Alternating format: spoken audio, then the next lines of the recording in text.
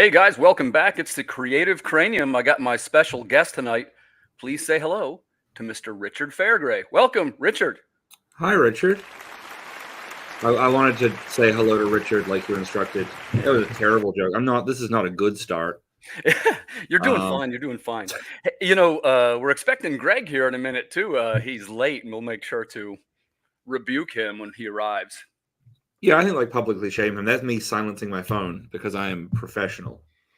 That's okay, man. I know you got lots of irons in the fire, man. It's okay to I have your phone on. you would not believe the number of robocalls I get nowadays, and like they're all coming through. They all come through like looking like they're from legitimate businesses, but it's always the same like AI woman's voice trying to sell me elder care insurance. But Right. I've learned this fun life hack. If you tell the robocalls to kill themselves, they actually like they can process that word and they hang up on you. No kidding. Hmm. You can Hey, say I all will. kinds of other nasty shit to them, and they will like just stay on the line with you. But as soon as you say you should kill yourself, they go goodbye and hang up. I wonder who's answering all the calls, because I now no longer answer any number that I don't know what it is. Hmm. Yeah. Yep. I'm in this bad situation where I fought really hard to get a certain prefix on my phone number because of a very petty ex I had Oh, who would brag about having a certain number. Um, and now that's the number that is like every scam uses the 310 area code. And so now people don't answer my calls. I see. I Yeah. see. I'm going to say that's why they don't answer my calls. Well, hey, thanks for coming on the show, Richard. It's good to see you again. And I guess we haven't seen each other since Baltimore last year, right? Yeah. Yeah. That Um, was a fun show. yeah, that's a pretty good one. I'm trying to make sure I get there this year, but I wanted to take tonight and we're going to talk a little bit about some production stuff. Like, Mhm. I'd like to know how you make your books and how you choose the paperweights and how you choose the logos and that kind of thing. And I'll start right off with one of the questions. And sometimes people ask me things like, well, how do you choose the paperweight, right? There's basically three main choices. Mhm. You got a 100-pound cover stock, right? Which is like a card material. That's if you want your book to be more like of a bookshelf kind of a look. Mhm. And then the next choice for cover is the 80, which is slightly thick. And then there's one that's the same paper as the pages, Yeah, which, the self cover look, which I personally hate, but like there's right, a right. place for it. So which ones do you use and why? It depends on the book. So I think that like honestly, paper stock is part of the art with comics. Yeah. Um, like most of my recent books have been like hand colored, hand drawn, hand lettered. Like they've got kind of a grungy kind of vibe to them. And so I think they really need to be on uh 80 pound for the interiors and then 100 pound for the cover, and everything's uncoated or with like a matte finish on the cover. Let's talk about that real quick too, because that's one of the choices also. What you're referring to there is you always have the choice of the gloss, the silk, or the matte, right? Yeah, or uncoated, which is the one that makes it look, it's like uncoated is my favorite because it's the closest to the paper I would actually draw on. And so for these, like the kind of books I'm doing at the moment, that's the feel I want them to have. I want people to feel like an immediacy with the book, that I want them Mm. to feel like they're holding the original art, basically. But when I do like digital coloring and like more traditional comic stuff, I go with thinner paper. I go with like a like semi gloss, and I think honestly, if you saw a superhero book printed on like uncoated paper, it would you'd feel like someone had printed it at home. Like it would actually cheapen it to put it on more expensive stock. And I think there's always this balance of like you really have to look at like what is the book you're doing. And so like across like all my titles, it can be different for different combinations of things for every single one. But it all comes down to the style of the art. I appreciate that you said, because it's part of the user experience what kind of paper we use, and it's one of the indicators. I guess the better way to say it is it's one that's more reflective of the craft because it does revolve around drawing. So Mhm. sometimes I like to tell people they're not sure, well, should I use the 80 or the 60 or the gloss? Let's start with the gloss. The difference between the gloss and the matte and the silk really is that if you look at the gloss, the page looks like it's a little wet, right? Mhm. Yeah. It's a little slick. It's very magazine-ish. Yeah. But, I have done that in a couple of books too. That has a nice look to it, but there's also something to be said for, like when you say these matte finish or what, the silk text pages, they're more like newsprint, I guess you might Mhm. say, and they look dry is the way that I would describe Yeah. it, right? Like I think that there's something that hits us in the subconscious. Like we all know what a superhero comic looks like. Probably most people couldn't describe it, but like I think that it hits your subconscious that if you pick up a superhero book with matte pages, it feels wrong. It feels like someone didn't know Mhm. what they were doing. It feels unfinished or something. And I think that like I see this with like new creators all the time. They will try and go for the fanciest thing they can possibly do. Um, who I don't know which company is doing this. I think it's Mixum. They do these covers which feel like clammy human skin, and I hate it so much. I don't know what the stock is, but I've seen it on like I was at Emerald City last week and I saw it on maybe 15 people's tables. And I just touch it, I'm like, oh, it's like I'm groping a dead person to try and read this book. I'll have to check that out. So I want to jump back around to we talked a little bit too about, the different types of logos, which are like chrome logos or enhanced in some way, Mhm. embossed. The first thing, do you use any kinds of embossed logos? Not on single issues. I do on my books. I'll always do a spot UV on some part of the cover. With Haunted Hill, I did spot UV on the title and my name. With Octopus, it was just on. Oh, the title was all cut out of the image, so I just had it as a white strip across. Right. When I did the gay orgy cover for Haunted Hill Volume 1, all of the jizz is spot UV treated. I actually wanted Oh, to no get that kidding. done in glow in the dark, but it was too prohibitively expensive. Like a Pollock painting. Yeah. Yeah, sure, man. I can dig it. I'll make a quick reference here. Here's what we're talking about for viewers. You see how the logo has a little bit of a shimmer in it, right? Can you get a Well, decent shot of that? yeah, that's not spot UV though. That's like a No, proper no, no, gloss no. with a twist. Basically, there's a couple of choices for that, right? We should talk about that. There Mhm. is, well, I guess the main one is the chrome, and that's what I showed you there. And it's a two-layer printing process by which the upper layer is reflective, right? And you can even Mhm. choose the color of your. For example, I had a black and white book where we chose it was like a puke green chrome logo, like a very 50s sci-fi movie poster kind of logo. And it came out really cool. And by the way, that's not a color I would have come up with on my own. I tend to, uh, I like things that are chrome and reflective just because I'm a human being, shiny, right? But I guess in most cases, I appreciate when a designer tells me, hey, this might look a little better, or have you considered this element, that type of thing. Mhm. Do you design all your own logos, and how do you Yeah, choose the logos? I do everything. I this is gonna sound so stupid. I'm kind of title first a lot of the time. What do you Um, mean by that? What do you mean by that? like a lot of my books come about because I just think of something that sounds cool as a title, and then I start thinking what would that story be? And so quite often I'll have like like Haunted Hill is a great example. I actually had the Haunted Hill logo designed before I started working on anything for the book. I knew the original impetus for it was the film House on Haunted Hill, which is actually about a haunted house on a completely regular hill. And I was like, well, what would make a hill haunted? And then I thought, well, I'll probably do something called Haunted Hill at some point. And as I designed this logo that is, I don't know, I sort of mimics pointy buildings on a hilltop, and then the story kind of followed from there. Um, in X Wives of Frankenstein, the logo is it looks like a Frankenstein logo. Like I did the swirly letters above and below to kind of make it feel more like an old romance novel, and then the word Frankenstein in the drippy yellow font. Um, See, that sounds really cool. Are you a big font person? I'm a big hand drawn person. So uh, even Octopus, where I have a font called I have a font called because there's Poor Richard, which is a well known font.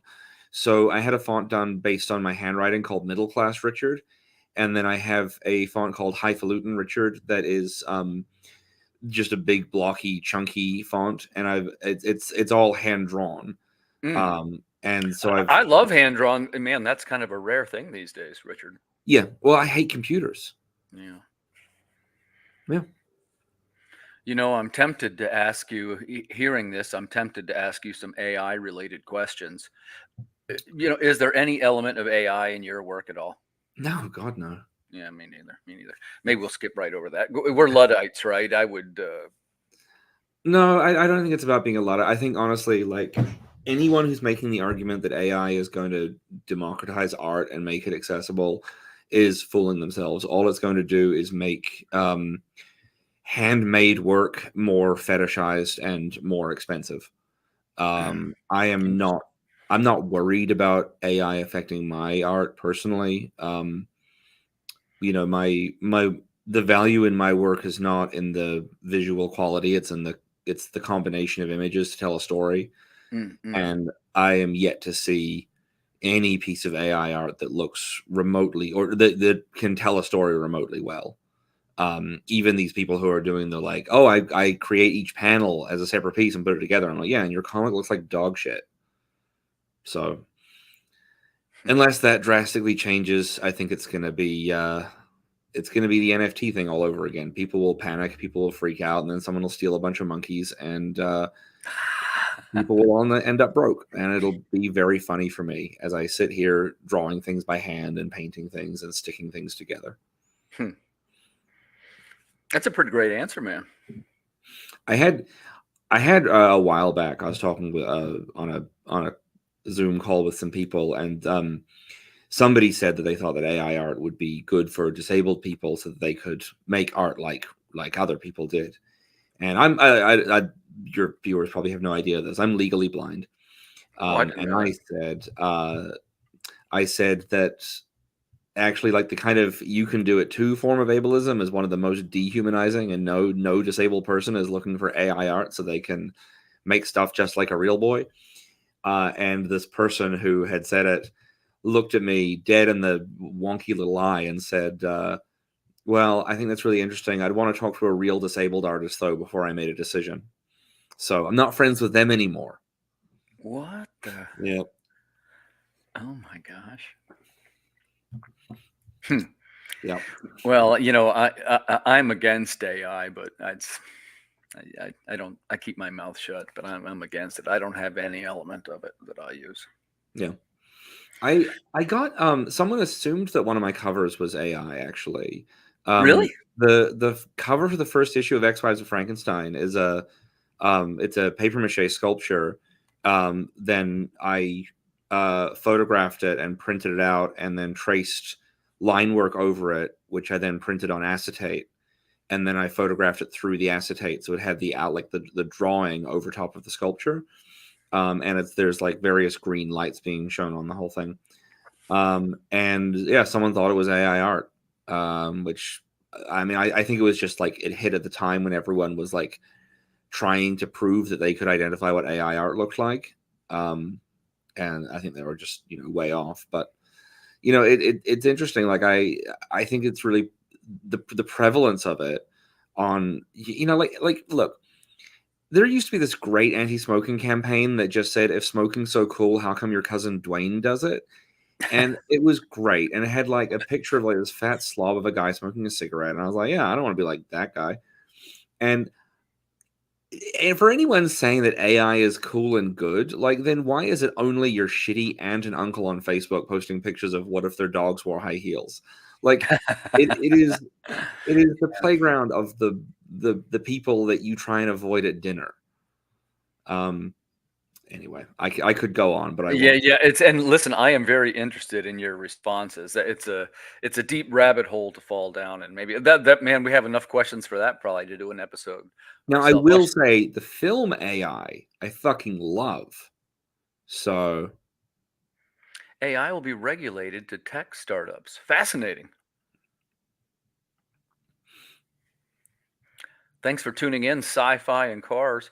We're talking to Richard Fairgray, over on the Creative Cranium. We're talking a little bit about some production stuff. Let's talk about print runs. So, Richard, if you don't mind, and remember, anything you don't want to disclose, you don't have to, but sometimes we try and figure out how to do things on the show. And Okay, one of the my things is alarm, for my pin number is 74. What? I'm just curious in how many books you get printed at a time. Actually, this is a two-part question. Number one, do you print in the United States of America, or do you do it offshore somewhere? And number two, what does a print run look like for one of your books? I do both. So I print in the US for single issues, because the turnaround time is fast enough. And I don't want to sound like an asshole, but at a certain point, you start getting invited by certain printers to have access to things that are not available at smaller print sizes. And so I get, yeah, single issues I get done here.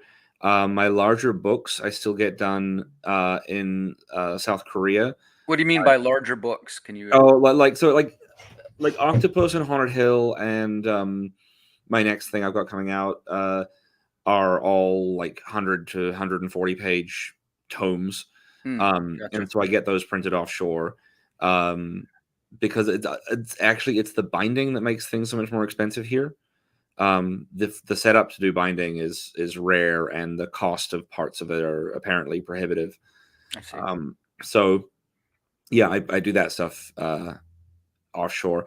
I would print in China where everyone else prints because it's so cheap. Right. But I have too many dicks on my covers, and so I will not get through Chinese customs. Oh, gotcha, Yeah. gotcha. A problem that strikes many creators these days is, too many dicks on the covers. Yep. It's something I'm concerned about myself. Yeah. Well, that's because you know that I come to your booth at cons and draw dicks on all your covers. That was a good time, man. We got to get to another one. Do you have a next stop that you want to shout out? I got WonderCon at the end of this month, and then Where's Festival of Books. WonderCon? Where's WonderCon? That's Anaheim, and then LA Festival of Books in April, then Fan Expo Calgary in April. I think I'm taking May off to catch up on some work, and then in June I've got Heroes Con, July is San Diego, August is Look Flame at you, Con, September is Baltimore, Rockstar, then LA Richard Comic Con, Fairgray. then New York Comic Con, then I'm hoping I get into Thought Bubble. Damn, you barely have time to stop. Sleep is for cowards and babies. All right, well, let's circle back around to some print issues. We were talking earlier about the. Oh, sorry, you were asking about print numbers. So Yeah, how many in a run? So for a first issue, I'll usually do 1,000. If it's something that I know will sell really well at cons, I'll do 2,000. For second issues on, I'll do half of whatever I did for the first one. Because I know that it's always going to be issue one that sells the best. When you do your reprints, do you do anything to distinguish them, like a slightly different color palette or anything like that? No. I think comics are meant to be read. Comics are meant to be as cheap as they can possibly be.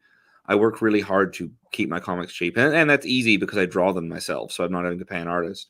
Okay. Although if you phrase that as "I don't pay my artist," people get real mad at you. And I try and explain I don't pay my artist because he doesn't deserve it. He's a piece of shit, and then they get madder still.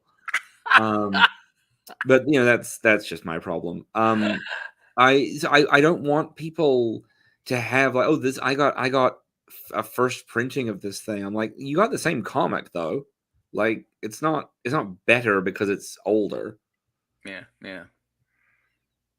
And of course, there's different levels of collectible items too, right? In this industry that we're in, and we do. I was the guy who said the first time, "Well, I'm not going to do variant covers.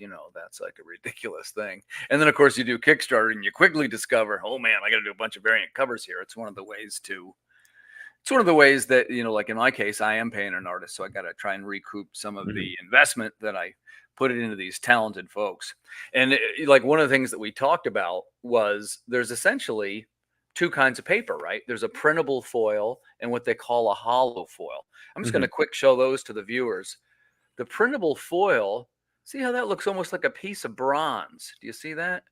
That's a good example if a viewer wanted to look like a piece of metal. Okay, that's a printable foil. The second one is what they call a hollow foil, And this one, the whole thing is intensely reflective. You can probably see the little bit of the shimmer on there, right? Mm-hmm. And the idea being for these two, in my case, they're my top price point books. Which Higher one? even. Which one's more? Well, I can do a graphic novel. I do one for 25 and one for 29, which are my two collected works. Okay, but like, is printable foil or hollow foil more expensive to sell? Like, Printable foil is slightly less than hollow foil. that's weird because it looks so much cooler. Yeah, I'm right down the middle with these. I like both types. So, Mm-hmm. that's one of the things we are going to talk about is what if you are going to have a, let's call it a collectible version, right? Mm-hmm. And sometimes there's some gimmick with it, like it'll have a matching trading card with chrome, that kind of thing. Mm-hmm. But is the idea super shiny? That's hollow foil. And I'm telling you, Mm-hmm. sometimes at the conventions, a hollow foil book will stop people right in their tracks and they go, oh, Yeah. that's really shiny. Hey, there's just something about it. And of There's course, something like so interesting though about the way that people react to like certain I was at a show a couple of years ago and someone had a like deluxe hardcover of their comic right. and it was very expensive and it wasn't selling. And they said to me like they asked, I didn't just go up and offer them this criticism. They asked. They said, "Why do you think this one isn't moving?" And I picked up the book and I said, "Oh, because they think it's a free book about dinosaurs that they might get with the newspaper." Like it just there was such an instant visceral reaction of like this is the quality of like plasticky hardcover that is only a free book produced by Disney. Like you Yeah. cannot sell this. If you're going to do a hardcover, you have to get it. Like that like get a dust jacket on it if you want it to be shiny, but you have to make sure that the actual hardcover book doesn't make a noise when you open it. Boy, that's a great point. That's a great point. Because at the end of the day, man, it's the user experience. By the way, if anyone has the Disney free giveaway book, hardcover book about how to of dinosaurs, I am looking for a copy because it is actually the book that I used to learn to draw dinosaurs, and I left my copy in New Zealand when I moved to the US. It's got an orange cover, got a little picture of Mickey in the corner. I can't remember which dinosaur is on the cover, but inside it, it's got this like a lot of really great pictures of Triceratopses. Nice, nice. Yep. Well, I'm a believer in the, well, of course, every creator is different, right? And I agree with what you said in the sense of it's always smart to have your least expensive. You notice I didn't say Mhm. cheapest right there. Your least expensive version is kind of your loss leader. And in my case, that's usually if it's a floppy, that's probably about a $6 book. That's for Mhm. 24 pages. And with the 24 pages will get you, that's your production cost on that is in the US going to be right around $3. That's if you use the, an 80, we talked about 80-pound cover, which is Mhm. a little bit more. And I even use the gloss text, which is a little bit more. Mhm. But I guess I would say this, if you're talking about your least expensive version, uh I think that's a great idea. You could probably get that down to $2 a copy or a little less, probably, right? Maybe $1.50 a copy. And then you'd easily have a 3, 4, or $5 floppy you could sell. Yeah, I mean, what's interesting is like you are paying more for gloss than I pay for uncoated, and because of the style of art I'm doing, I can sell an uncoated book for $10 as like that's an easy price point for me. Mm, mm. And it's because when people hold it, and it's a stylistic thing, but like when people look at it, they go, "Oh, this is the kind of book that I expect to pay $10 for." Right. I'm not talking about quality. I'm just talking about what the seen in other places. Well, and Where that is also, you mentioned that's the price point that's hot right now, right? mm, It's a little bit more like the manga price point and so forth. yeah, but it's also that like your books are going to look more like the kind of books people are used to seeing on the shelves in a comic book store. They're going to see it and think like this is something that I am very used to paying $4 to $6 for. And I think that's so hard for indie creators who are working in a more mainstream style. Um, and I want to be really clear. When I say a more mainstream style, I'm not being dismissive at all. Like it's a thing that I can't do.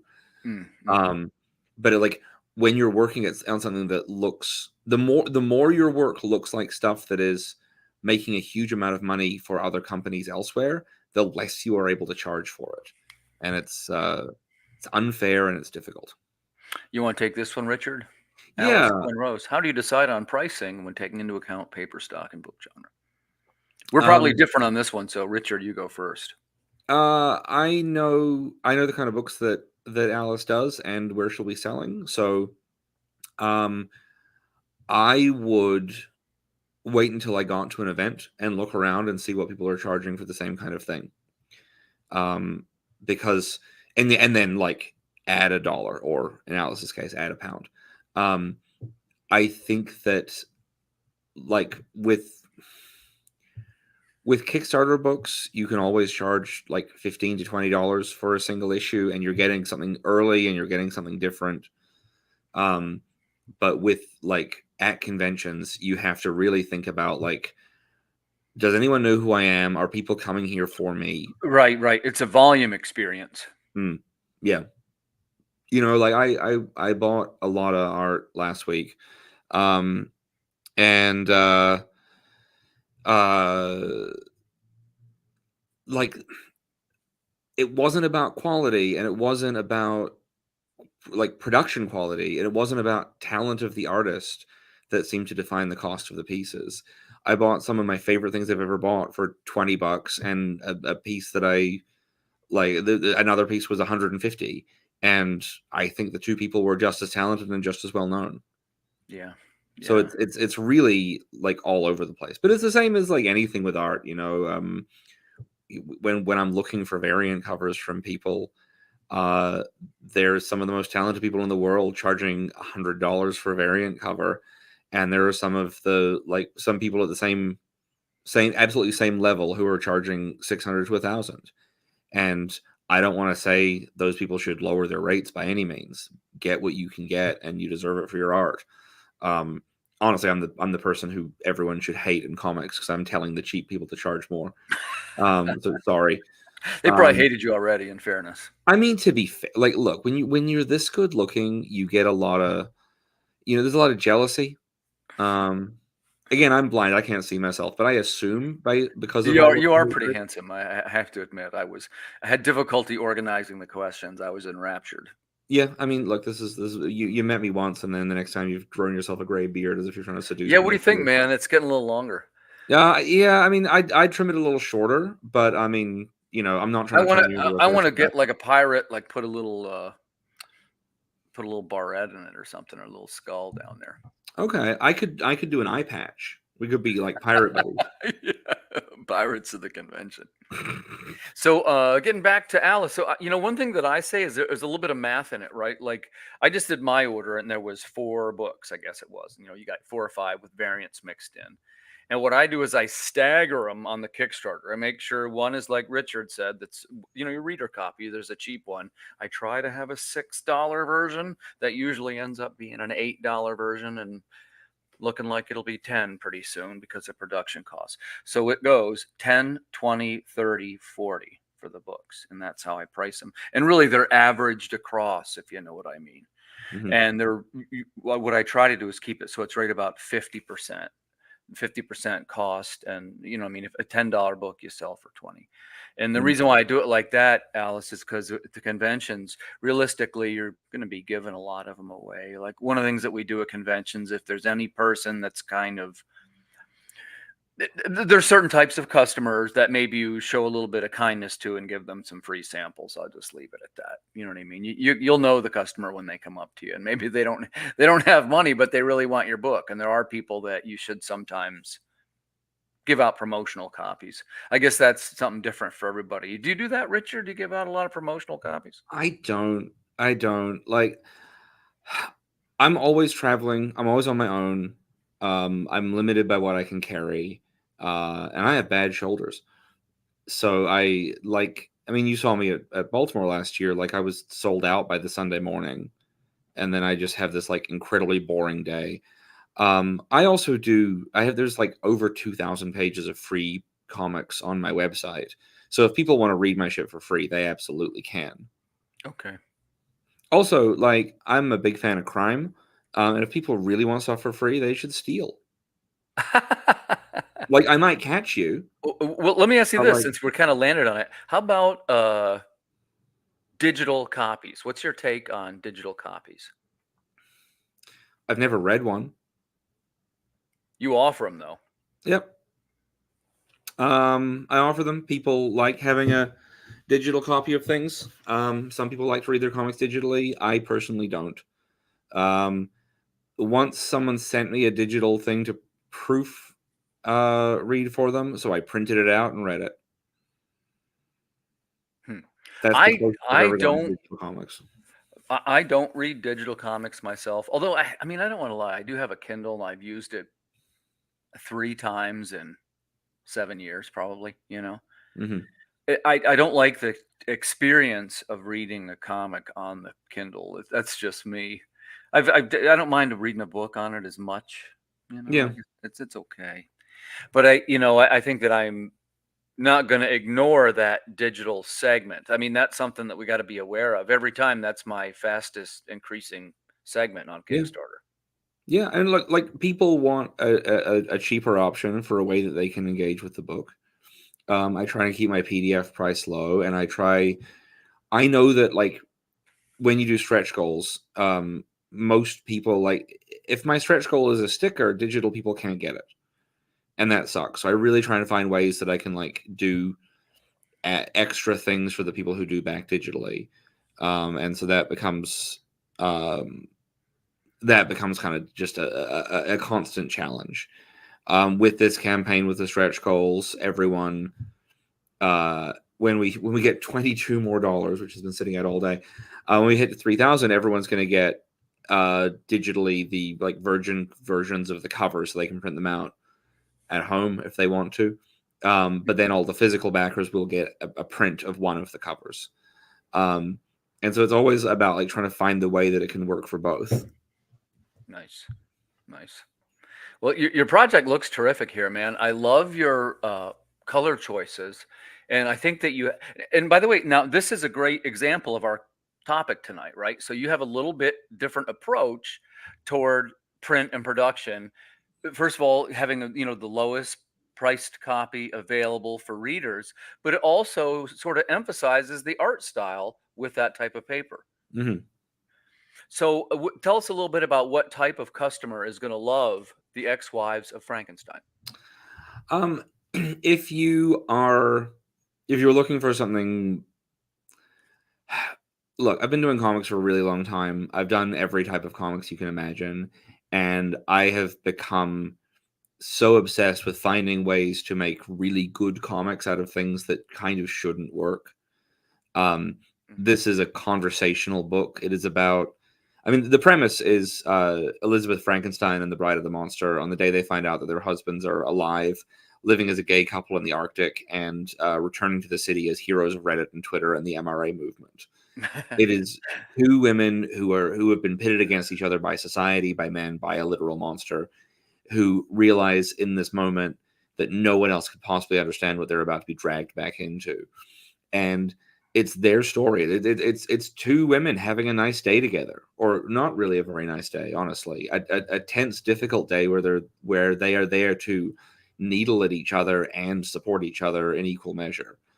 Um, if you like Dan Klaus, if you like uh, Jonathan Sure. Ames, if you like uh, I'm blanking on everyone. Like, Kate Beaton's Ducks, things like that will Interesting. Yeah. like I think will really this will really appeal. I don't know the other Um, one you said, John Ames. Jonathan Ames, he Jonathan. created Bored to Death, the HBO series with Mhm. Jason Schwartzman, where he's a failing writer who advertises himself as a private detective on Um, Craigslist. I'll check that out. I appreciate the tip.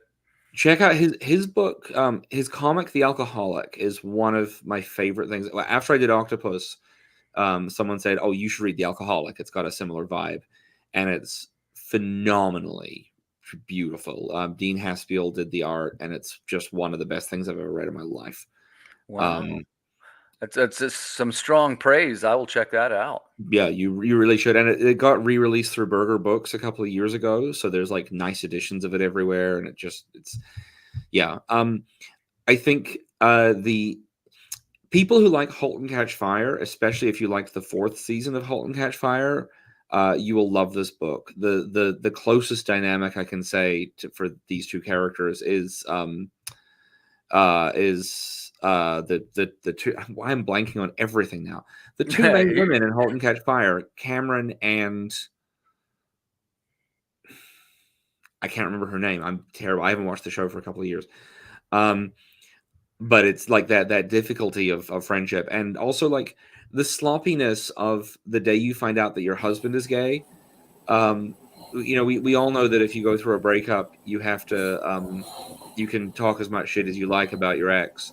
If you go through a breakup because they came out, you have to be publicly supportive of them immediately.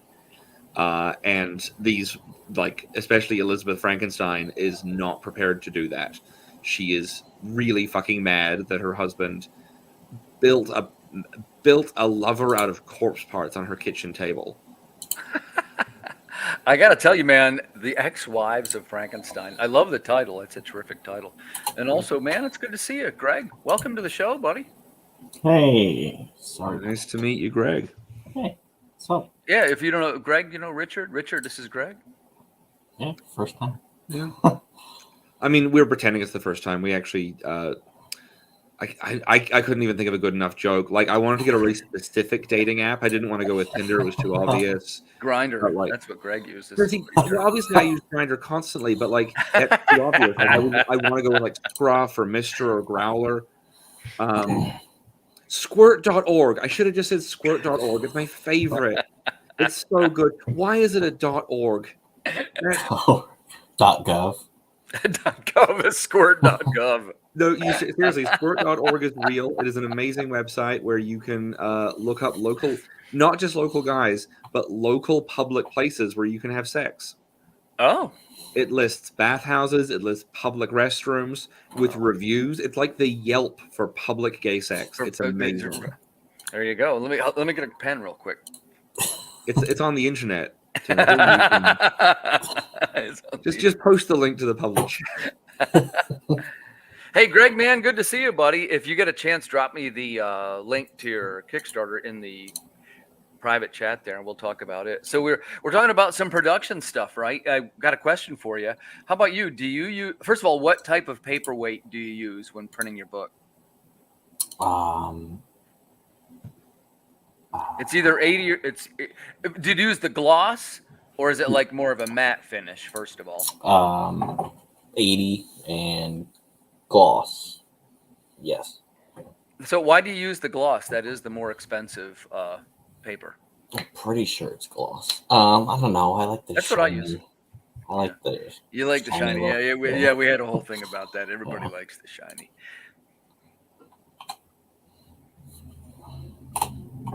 I'm getting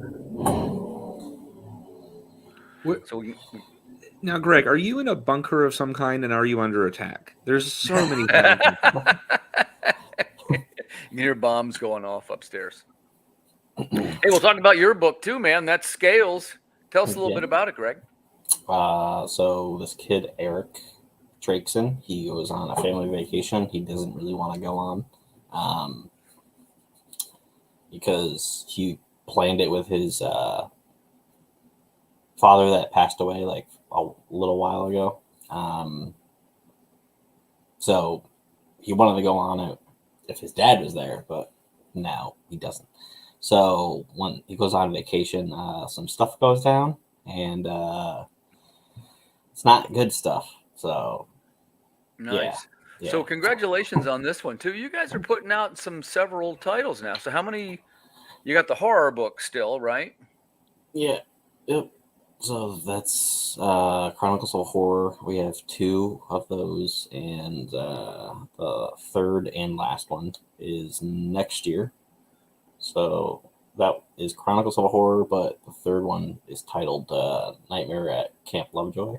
Right.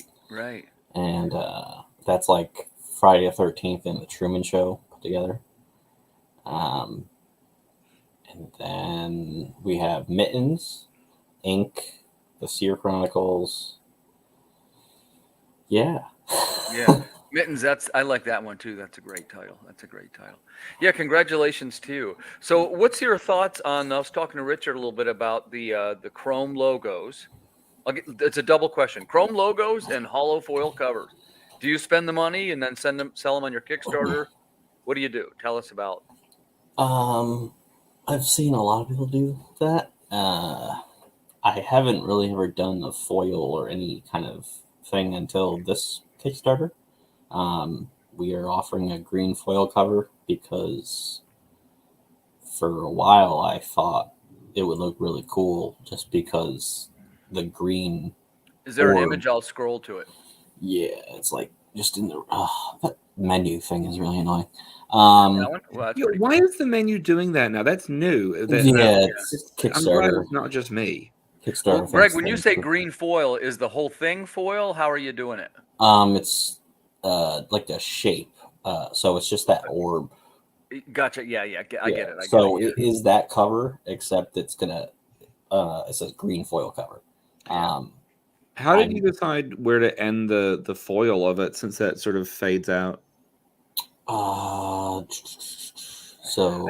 And I can answer this one. In my case, Richard, what I do is it's two files, right? And one has the layer, but if you don't have it exactly to the specs, the nice design folk over at the printer will say something to you like, "Hey, this doesn't go right to the edge," or because they're creating the layer in Photoshop anyway. or Yeah, something.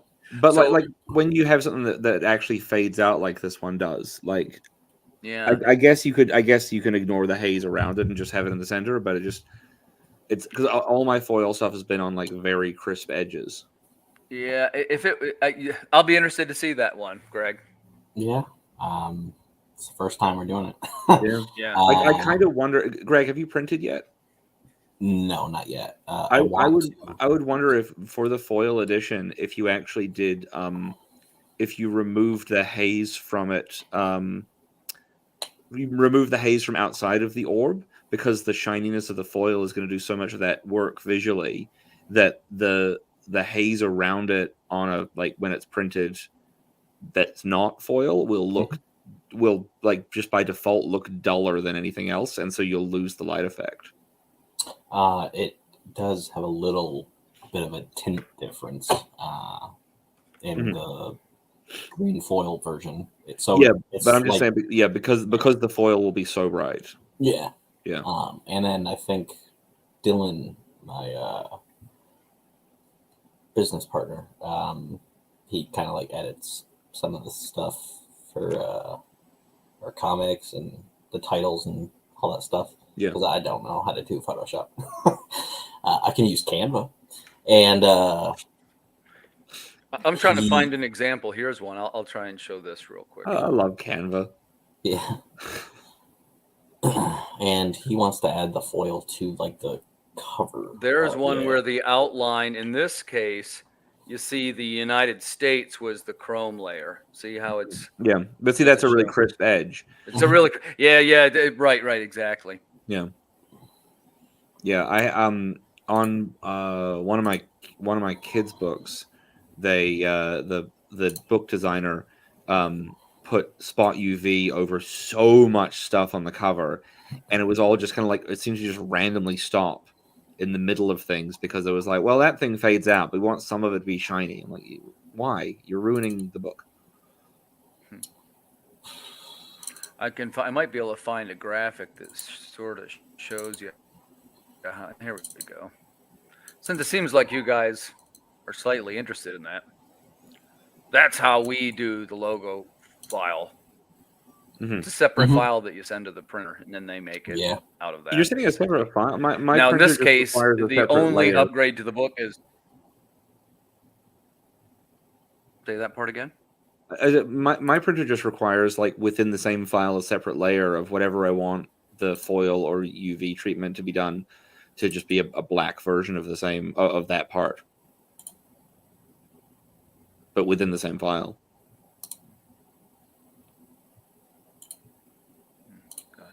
Gotcha. So is that your only foil that you're doing, Greg? Yeah, it's just that. I'm not going all fancy. And what's your price point for these? First of all, how many pages are in that book? In total, it's 24. We created the comic like a couple years ago. We just never did a Kickstarter for it until now, because timeline. So Yeah, and I did know the price, but I forgot how much that was. But I limited it to 10, I think, or something like that, because math.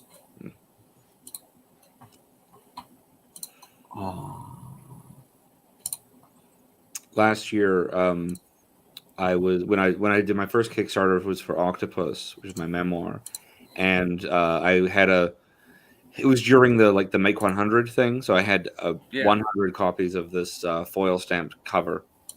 That was just a totally different cover. It was just my what's now kind of become my logo. It's an octopus tentacle flipping the lid off a bottle of poppers. And I was going to New Zealand for a friend's wedding, and all these people we've lost Tim. Like, we are unsupervised. Oh, he's back. Unsupervised. Sorry about that. I think we Tim. might have just had I saw it happening. We might have just had a Wi-Fi outage here. Tim, I'm so sorry. The stuff Greg said about you while you were gone, I didn't endorse any of it. Like, I know it's true, but I didn't publicly state it. Gotcha. Well, thanks for your patience. I saw it building up, and I knew something was going on. So, but Greg, do you know what are you going to sell the upgraded one for? The shiny one. That's what I want to know. So, yeah, I don't have all the rewards memorized yet, but which I should. It's okay. I realized in a live stream last night that one of $5, $100. You got to have a general idea, Greg. Come on. Oh well, it's the same price as the regular. It's just the reward is a little bit more. So I just have to find that. 150. Oh no. Tim, you can pull this up on the screen and scroll down through the rewards. You can answer this question yourself. Yeah, there's a $35 tier. It's like the collector's tier, and okay, gotcha. It's called the Chosen one. Here we go. So it's not that cover if you see it in the reward items, but I have to fix those pictures if possible. Oh, here we go. It's coming. Yeah. There we go. Sorry, I lost my screen share when I got bumped out of the studio. So the Chosen one, $35. That's the collector's tier. There is the green foil cover.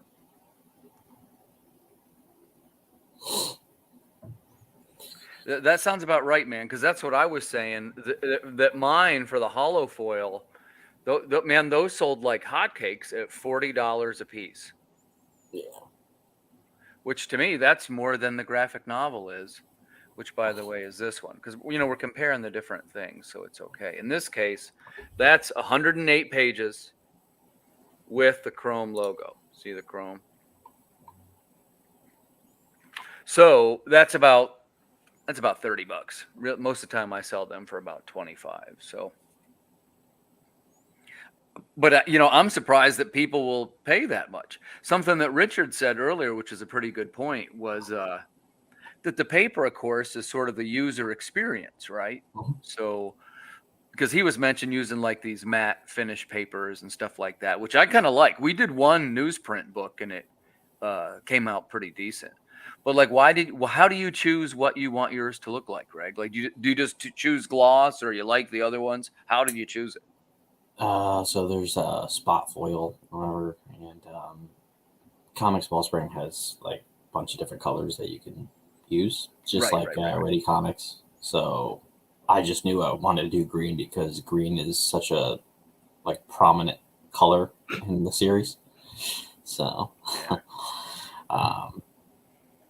we call ourselves UMAGs, Alice. UMAGs. So yeah, Adam just created the cover, and then he's like, "What about this?" I was like, "That looks awesome." So that's what I chose. Let's take a look at this one. Richard, I love the colors on this piece. That is Dennis Manhera. I think I'm saying his name right. I hope I am. It is such a great picture. I'm in love with this cover. I am heartbroken that he only delivered it to me at the size of a comic book cover, because I would love to blow it up and put it on my wall. Yeah.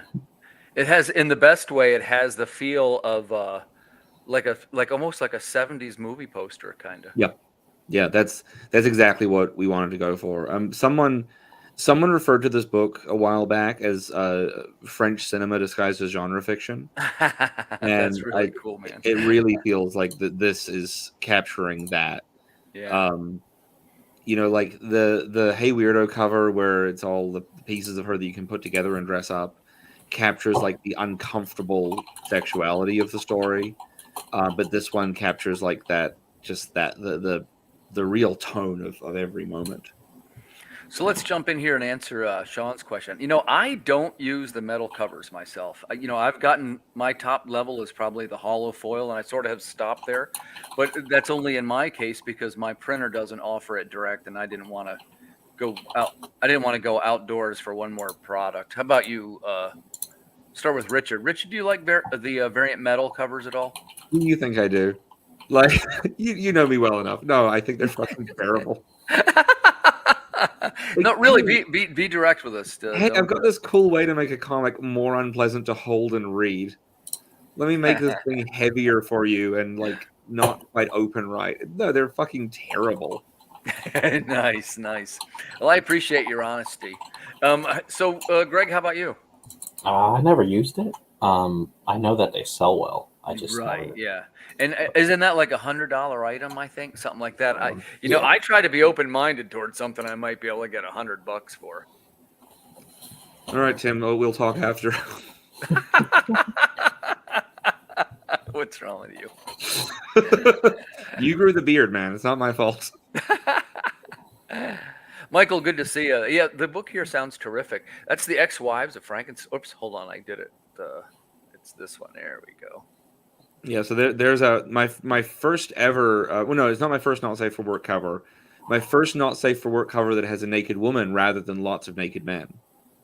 Gotcha. So you're trying to change things up, man, for the Ex-Wives of Frankenstein. I got to tell you, I hear this title and it makes me want to make a song about it. I just love that title. Thank you. How many days left you got on it? 11. We originally, the idea behind this was, you used to get those like paper dolls that you fold the tabs around to dress them up. Mm-hmm. And then in the early 2000s, a bunch of magazines started doing like fridge magnet sets. And I remember very specifically that my friend Alana had a fridge magnet Buffy the Vampire Slayer that you could put different outfits on. And I was like, I want that for her, because she is a woman who's been put together from pieces. And so we can like have her naked and have her be like dressed up. We can make this an intensely sexual cover, but still, like upsetting to look at. Like you're looking at a dismembered body that you can assemble to look at naked. Yeah, I like to feel that. This one has sort of like the, again, in the best way. It reminds me of, is it Michael Allred? Oh, yeah. So Amy Wee, who does art under the name Hey Weirdo. Tim, if you remember the Grimace T-shirt, the sexy Grimace T-shirt I was wearing at Baltimore? Yeah, sure do. Yeah, that same artist. She's just nice. phenomenal. I'm trying to negotiate with her right now to buy I want to buy the digital a digital license to one of her pieces because she's prints in Australia and everything's at sizes that are difficult to frame in America. And yes, and you can get matches. I think I'm the first Comic-Con Kickstarter to be selling a box of collectible matches. That's good. And what's the thought behind that? I like weird objects. I had the emergency sewing kit for issue 1, which came with a QR code to download the comic, and so it's just so you can take the comic with you. And I figure like what a convenient. We all want a way. If you could have an object that would scare away your ex. Like if she can carry a tiny little mini torch with her everywhere she goes in her purse. So yeah, the matches were the thing. Because the Hey Weirdo cover, we were going to have it as a fridge magnet set, and then an hour before we launched, we got an email saying they couldn't produce the magnets the way I wanted, and I had to like pivot and come up with the matches at the last second. Gotcha. Yeah, you always have some cool collectibles on your campaigns. That's or I guess I would say almost like guerrilla marketing type things. Yeah. That's a good idea. I'm always looking for that I can leave places. I got, for the last Haunted Hill campaign, I got door hangers made that on one side they say, keep out, I'm reading dirty comics, and on the other it says, come in, I'm probably just masturbating. And I got them, and I'm like, there's nothing on these to say anything about me. Like, Yeah. it's got my character on them, but it doesn't say the title of the comic. It doesn't have a link. It doesn't have a QR code to get to anything. I'm like, I suddenly have 500 of these fucking door hangers, and I'm going to a convention. I'm staying in a hotel. I could put these on every single door of every room. It would be the best viral marketing in the world, and I can't do it. So That's awesome. Let's do a quick shout out. We're almost to our time. Guys, we're talking to Richard Fairgray about the Ex-Wives of Frankenstein. That's over on Kickstarter right now, man. It's always a thrill to talk to Richard about his projects. And Richard, man, it's always a pleasure to have you on the show. I always enjoy your company. this is the first time I've been on your show. I mean, I guess We've been on stuff together before, but you know what I think it maybe was? It was, we seem to always end up on Travis Gibbs' show at the same time, right? No, we've just met in person. We've never done a show together. Maybe I'm wrong. Maybe I'm wrong. I think you. I mean, Seems to me because otherwise, how did I know you in Baltimore? I knew you from somewhere. from the internet, from Facebook.com. There was one episode of Travis's show that he deleted at my request because I got quite drunk and talked some shit about a creator who I think is damaging to everyone. Oh, I know about this a little bit. Yeah. Yeah, she's a bad person. So maybe you were on that one with me? It might have been. It might have been. Mm-hmm. But in any event, please go Anyway. right now and support the Ex-Wives of Frankenstein.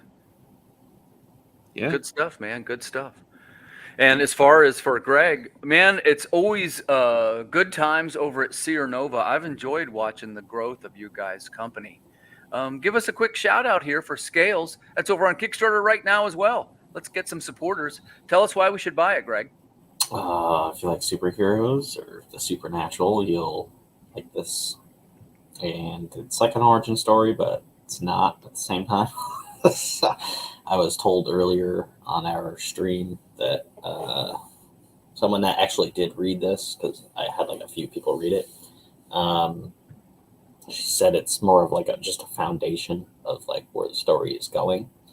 Issue 2, we jump 20 years later, so can't wait to do that.